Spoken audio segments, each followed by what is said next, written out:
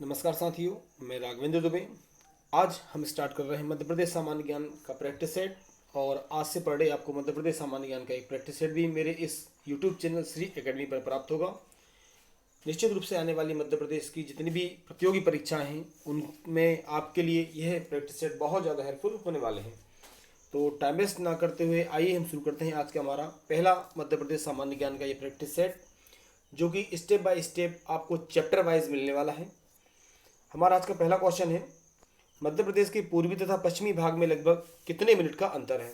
तो आपको यहाँ से ये भी याद रखना है कि हमारा मध्य प्रदेश का जो सबसे पूर्वी जिला है वो सिंगरौली है और पश्चिमी जो सबसे जिला है वो अलीराजपुर है। इनमें कितने मिनट का अंतर है? तो 24 मिनट, 28 मिनट, 32 मिनट या 34 मिनट। बताइए आप लोग, इसका राइट आंसर क्या हो सकता है?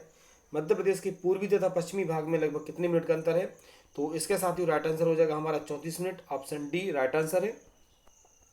क्वेश्चन नंबर 2 है, भोपाल रियासत को भारत संघ में कब शामिल किया गया था?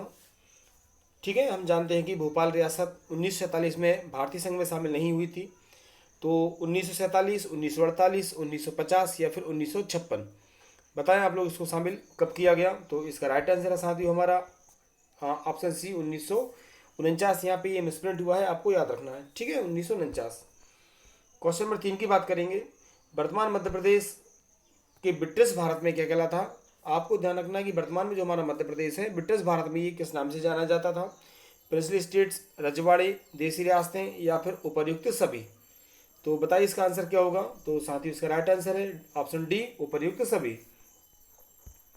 क्वेश्चन नंबर 4 की बात करेंगे हम, निम्न में से किस संघ समूह के साक्ष्य मध्य प्रदेश में नहीं मिलते?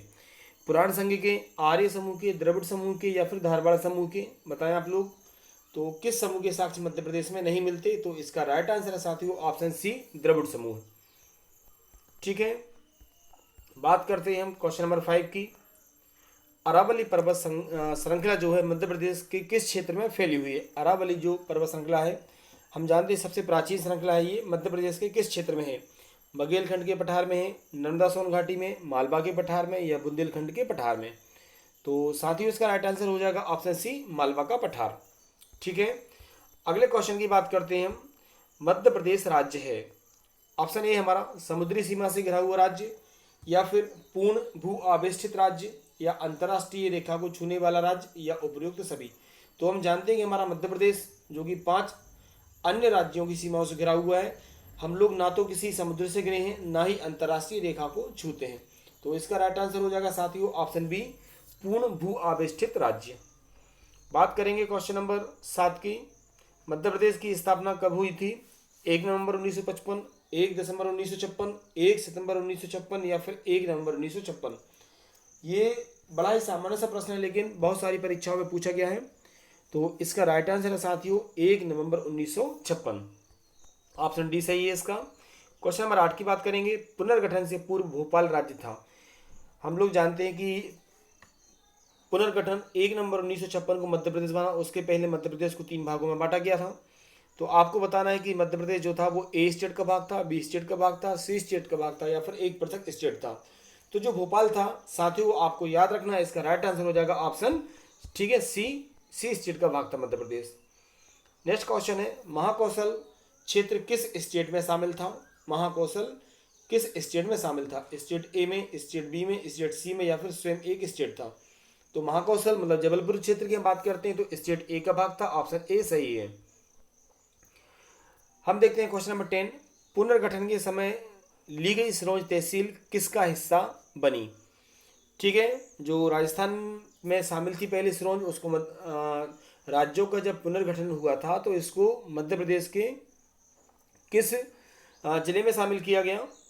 कोटा, विदिशा, भानपुरा या फिर इनमें से कोई नहीं।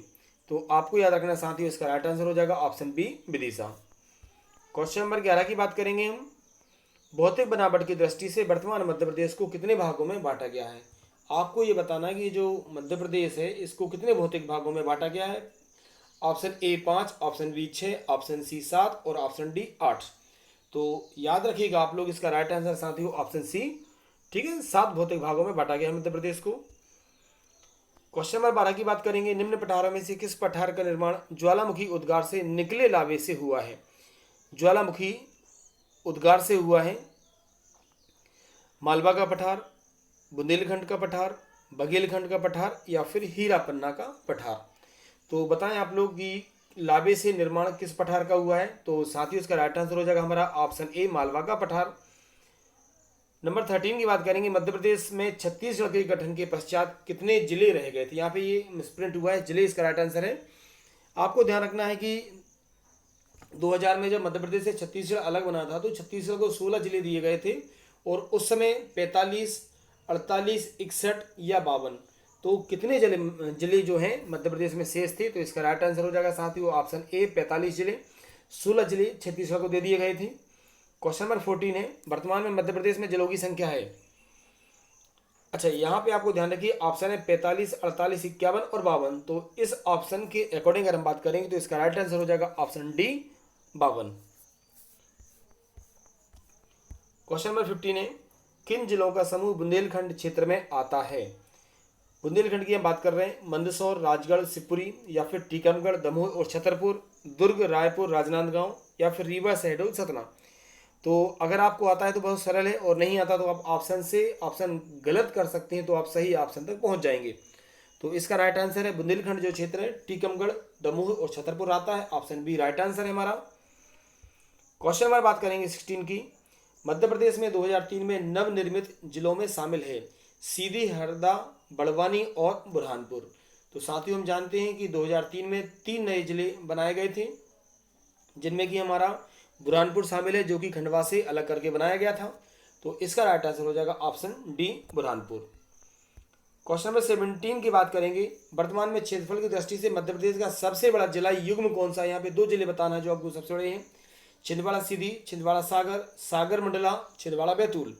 तो छिंदवाड़ा मध्य प्रदेश का सबसे बड़ा जिला है क्षेत्रफल की दृष्टि से। तो यहाँ पे साथियों राइट आंसर हो जाएगा ऑप्शन बी, छिंदवाड़ा और सागर। क्वेश्चन नंबर 18 की बात करेंगे हम, मध्य प्रदेश में वर्ष 2008 में नवनिर्मित जिलों में शामिल हैं। आपको ध्यान रखना है कि मध्य प्रदेश के ऐसे कौन से 2 जिले हैं जो 2008 में बनाए गए थे।